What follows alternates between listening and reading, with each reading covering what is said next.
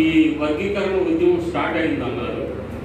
మొన్నే మా global India party తరఫున, రిపబ్లికన్ పార్టీ తరఫున బాబాసాహెబ్ మనవడు, రెండవ మనవడు డాక్టర్ యశ్వంత్ అంబేద్కర్ గారు అక్కడ ఒక విగ్రహాన్ని స్థాపించారు. అక్కడ మాదిగలు కూడా ఆ కార్యక్రమానికి వచ్చారు. చాలా గొప్ప విషయం.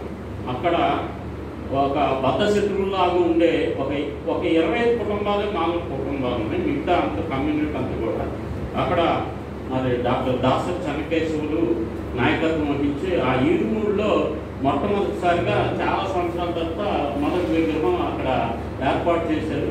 దానికి నాయకత్వం వహించినందుకు ఈ సందర్భంగా మన చెన్నకేశవులు ఈ ఉద్యమం, వర్గీకరణ ఉద్యమం స్టార్ట్ అయినప్పుడు మహారాష్ట్రలో ఆర్ఎస్ఎస్ ఒక కుట్రపూరితంగా ఏం చేసిందంటే అక్కడ కూడా మహర్లు మాత్రమే ఉద్యోగ పరంగా లబ్ధి పొందుతున్నారు.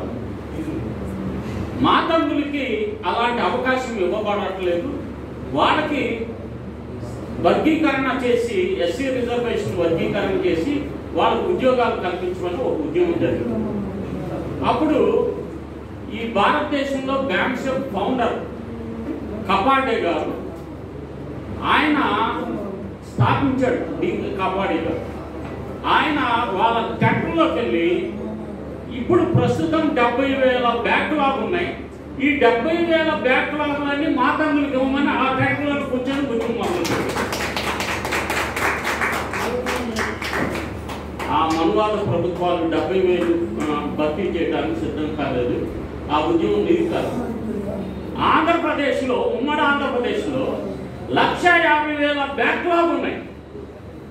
దాని మీద మందకృష్ణ మాదిగా ఎప్పుడు ట్యాంక్లోకి వచ్చి ఈ ఎందుకు భర్తీ చేయాలంటే అసలు ఎప్పుడో కన్నలో రెడ్లు డబ్బులు ఇచ్చేవాళ్ళు కాదు, ఈ ఉద్యమం ముందుకు వెళ్ళేదే కాదు.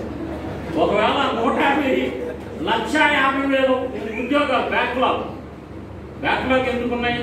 150,000 అంటే ఆ పోస్ట్కి అర్హులు లేదనే కదా. నిజంగా మీరు తీయండి, అర్హులు ఎందుకు లేదో తెలుసు. 150,000 అక్కడ, 150,000 నకిలీ కుల సర్టిఫికెట్ల ద్వారా ఉద్యోగాలు పొందిన వాళ్ళు ఉమ్మడి రాష్ట్రాల్లో 150,000. ఇందాకే చెప్పాను, దందాసి చీఫ్ సెక్రటరీ ఆంధ్రప్రదేశ్కి 2 సార్లు చేసినోడే నకిలీ సర్టిఫికెట్ ఉద్యోగాలు చేస్తున్నారు. అలాంటి వాళ్ళు 150,000, మొత్తం 3 లక్షల ఉద్యోగాలు. దీని మీద ఉద్యమాలు కుల సంఘ నాయకులు మాలమహన్నాడు 150 మంది రాష్ట్ర అధ్యక్షులు కానీ, 50 మంది ఎంఆర్పిఎస్ రాష్ట్ర అధ్యక్షులు కానీ, వీళ్ళు ఎవరో ఏంటి ఆ పేర్లను రాసాం. ఒక రోజు పని పట్టుకొని మొత్తం సంపాదించి అన్నింటి జిల్లాలు చేసి ఎవడెవడాలి ఒకే ఊరిలో ముదినేపల్లి ఇంత మండలం అది, దాంట్లో 9 ఉన్నారు. అన్న నన్ను గుర్తుపట్టలేదు, నేను మామ అన్నారు రాష్ట్ర. అరే మామ అంటారు, అందరూ మానేసేసేయండి. ఇప్పుడు హరీష్ కుమార్ వీడియో పెట్టి వీళ్ళందరూ మాట్లాడితే నేనే లీడర్.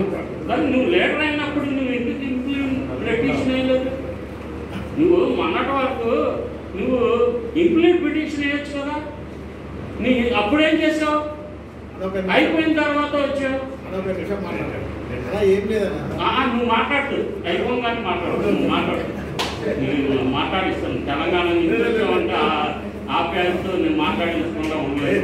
ప్రస్తుతం నేను మాట్లాడుతున్నాను. నేను మాట్లాడితే ఇంకెక్కువసేపు మాట్లాడాల్సి వస్తుంది కాబట్టి తమ్ముడు డాక్టర్ దాసరి చెన్నకేశవుని ఈ సందర్భంగా మాట్లాడవలసిందిగా కోరుతున్నాను. తమ్ముడు అది ఆపి మళ్ళీ